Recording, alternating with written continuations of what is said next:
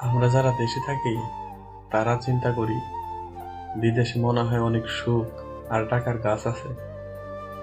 আসলে কি তাই? বাস্তবতার মুখোমুখি না হলে বুঝতেই পারতাম না বাস্তবতা কত কঠিন।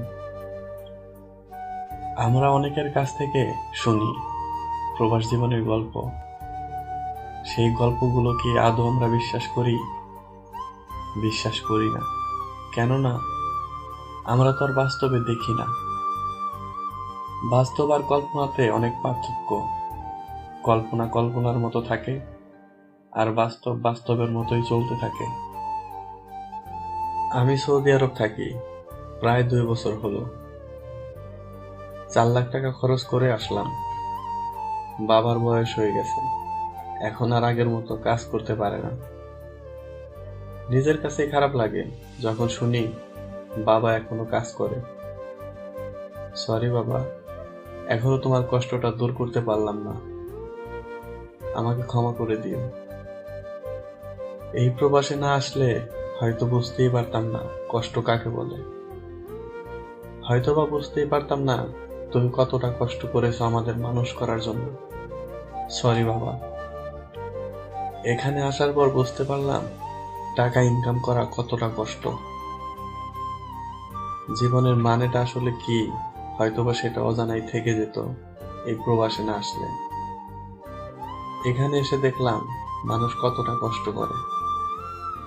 কেননা মানুষ অল্পটা বেতনের জন্য রাস্তায় রাস্তায় ময়লা পরিষ্কার করে, তাও আবার 12 ঘন্টা।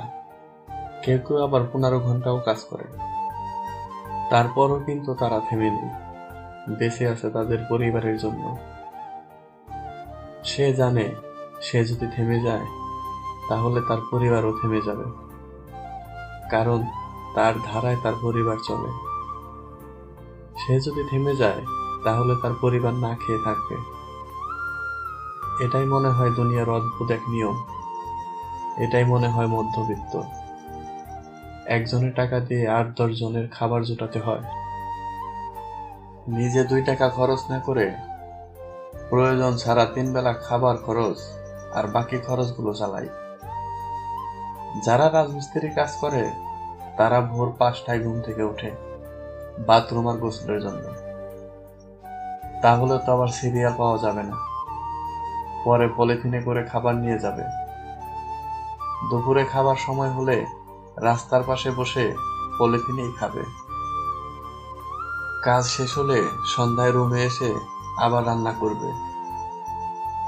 একদিন রান্না করলে 2-3 দিন খাবে। এটাই